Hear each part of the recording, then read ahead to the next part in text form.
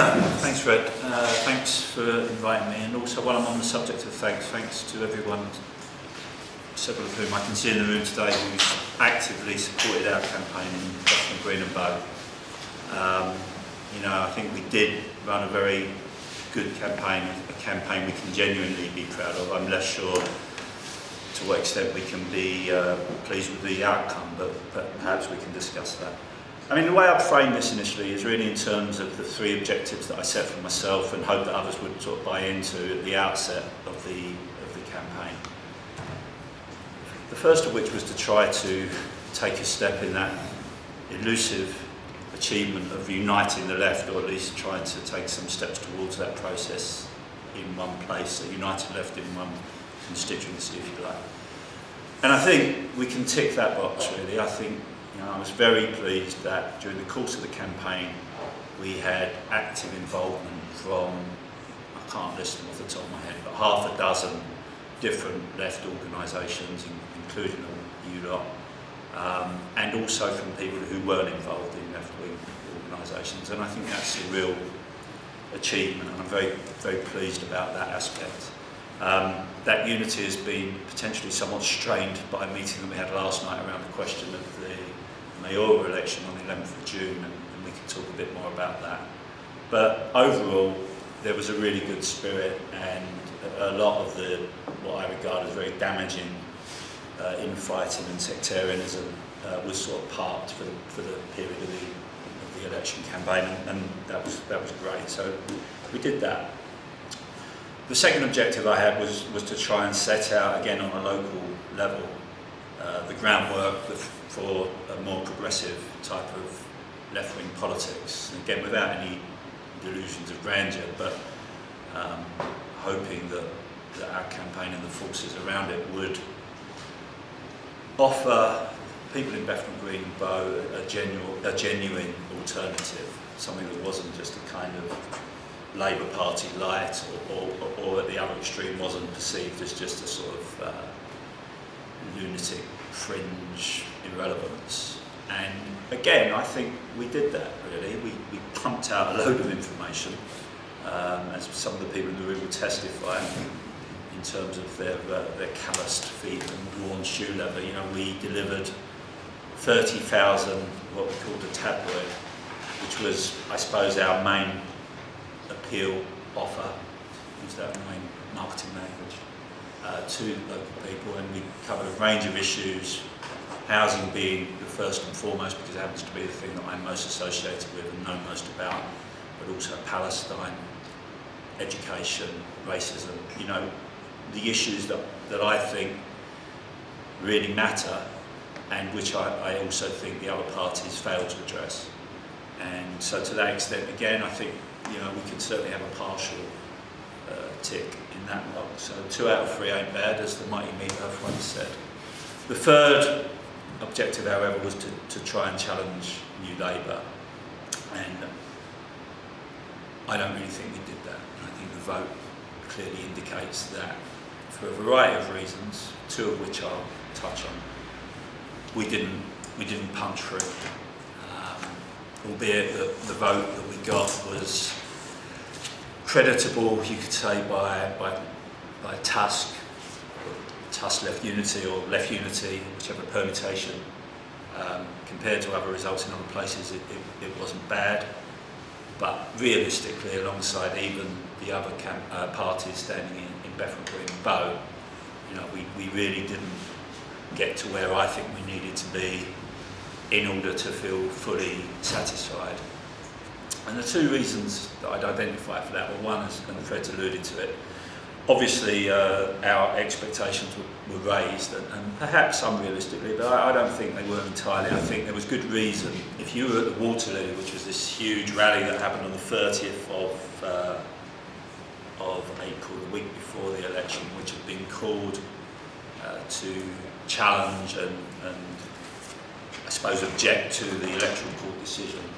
And if you'd heard somebody unscripted who spoke from the platform, just an ordinary person in inverted commas, who both supported Look for Rahman and then added in his contribution, and I will be voting for Glyn Robbins on the 7th of May, and then a room of well over 1,000 people cheering. You know, I think there was every reason to think that we would do better than we actually did. And I think there's various reasons for that. I think that some of them are to do with the nature of Tower Hamlets first, which is the loose coalition around Look for Rahman. But I think what we also witnessed really was a default back to the Labour Party for a variety of reasons, but I think not unrelated to the electoral court itself, which really was sending a very clear message to the people of Tower Hamlets: behave yourself. You need to go back to a safe political home. You know, no more of this voting for anti-establishment parties or people who have challenged party orthodoxy. You need to come into line. And obviously you'd have to put that alongside a natural inclination for people to vote Labour in the face of possibility of a Tory government. And I guess we didn't manage to fully explain that actually voting for me and getting a Tory government were unrelated. That was quite a difficult argument to make, in fact. The other argument that was difficult to make, and I guess this probably, if I was to say one reason why I think we didn't do as well as we might otherwise have done, given the strength of the campaign overall, was to do, and I'm sure it is going to be a bit more of the sort of marketing speak, but it really was to do with brand. Left Unity TUSC, which, with all due respect to all people concerned, you know, that's two names that no one had ever heard of. I think, and I'd say this with all due modesty, I think my own name is better known in Tower Hamlets than either of those two organisations. TUSC, well, again, I think we should discuss it, but I personally found it an extremely difficult idea, concept, badge to explain to people. And when you're trying to win a political argument in 2 minutes, you haven't got time to go into what TUSC means. So that was a problem. And other people in the meeting last night actually were raising some quite interesting questions around TUSC and its identity. Someone said, I hadn't really thought of it this way, but you know, constantly labouring the austerity word does not connect with how a lot of people perceive what's going on at the moment. It's a kind of coded language that we use, and I think there's something to be said for that actually. So how we presented those arguments, I think, was problematic in relation to TUSC. I feel much more, you know, if I had to choose only one of those two labels, it would undoubtedly be Left Unity. I think that was a name that when you said it, had a certain resonance. It's clear enough. I mean, we within this room know that there are sort of complexities and issues beneath that label. But I think for a lot of people, the idea of the left and the idea of unity have an immediate resonance. Unfortunately, Left Unity has not been firmly enough established since its creation to be able to have perhaps pushed us onto that higher level electorally. So, I mean, I don't propose to speak for that much longer. I mean, we can discuss the nuances, but those are my main conclusions. I think subsequently some interesting things have developed around the Rabina Khan campaign, which was sort of there in nascent form during our campaign in terms of, well, there's one particular meeting, I'm not sure anyone else here was at it, which was the week after the Waterloo meeting, when we got not a huge attendance, about 30 people there.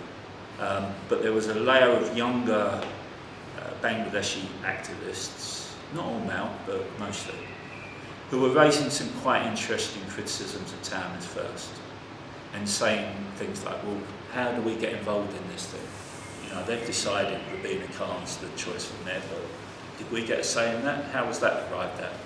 And sort of raising quite interesting questions about, I suppose, about a possibility for a political engagement that may have something to do with Tower Hamlets first, but certainly is resistant to this, I suppose, to characterise it, to this very much top-down personality-driven model of politics that the Towners First and others appear to be wedded to.